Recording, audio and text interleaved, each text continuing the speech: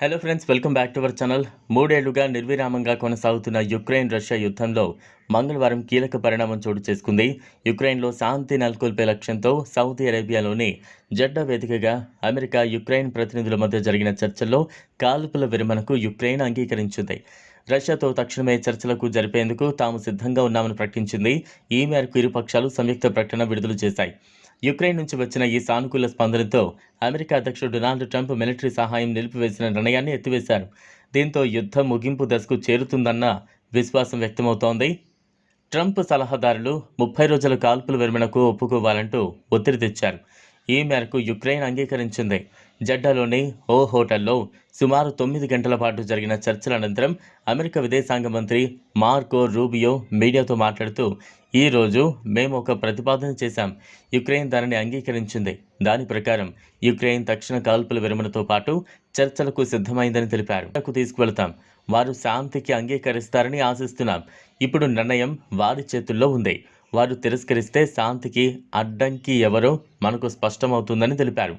గత ఫిబ్రవరి 28న Trump, Ukraine అధ్యక్షుడు Zelensky మధ్య చర్చలు విఫలమైన తర్వాత అమెరికా తాత్కాలికంగా నిలిపివేసిన మిలిటరీ సహాయాన్ని తిరిగి పునరుద్ధరిస్తామని రూబియో తెలిపారు. ఇదిలా ఉంటే వాషింగ్టన్లో ట్రంప్ మాట్లాడుతూ జెలెన్స్కీని తిరిగి వైట్ హౌస్కు ఆహ్వానించేందుకు సిద్ధంగా ఉన్నారని, ఈ వారం రష్యా అధ్యక్షుడు వ్లాదిమిర్ పుతిన్తో మాట్లాడవచ్చని తెలిపారు. త్వరలోనే ముగుస్తుందనే ఆశ ఉందని, ఈ విషయమై రష్యా అధ్యక్షుడితో చర్చలు జరుపుతారని చెప్పుకొచ్చారు. అమెరికా మద్దతు నిలిపివేసిన తర్వాత రష్యా యుక్రెయిన్పై దాడులు పెంచింది. ముఖ్యంగా విద్యుత్ మౌలిక సదుపాయాలపై తీవ్ర దాడులు చేసింది. అలాగే యుక్రెయిన్ దళాలు చొరబడ్డ రష్యా కిర్స్క్ ప్రాంతాన్ని తిరిగి ఆక్రమించింది. జెడ్డాలో చర్చలు ప్రారంభమయ్యే కొద్ది గంటల ముందు యుక్రెయిన్ మాస్కోపై భారీ దాడి చేసింది. వందల కొద్ది డ్రోన్లు మాస్కో సహా ఇతర ప్రాంతాలపై దూసుకువెళ్లాయి. ఈ దాడుల్లో 3 ప్రాణాలు కోల్పోయారు. జెడ్డాలో యుక్రెయిన్ అధ్యక్షుడు జెలెన్స్కీ ప్రధాన సహాయకుడు ఆండ్రీ యెర్మాక్ మాట్లాడుతూ, మేము శాంతిని కోరుకుంటున్నామని స్పష్టం చెప్పాం. రష్యా కూడా తాము శాంతిని కోరుకుంటున్నారో లేదో, తాము ప్రారంభించిన యుద్ధాన్ని ముగించాలనుకుంటున్నారో లేదో స్పష్టంగా చెప్పాలని అన్నారు.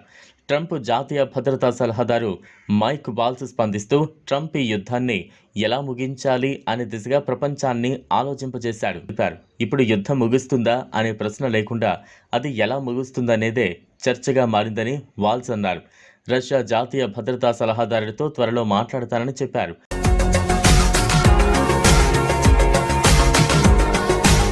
మరిన్ని అప్డేట్స్ కోసం మా ఛానల్ని సబ్స్క్రైబ్ చేయండి.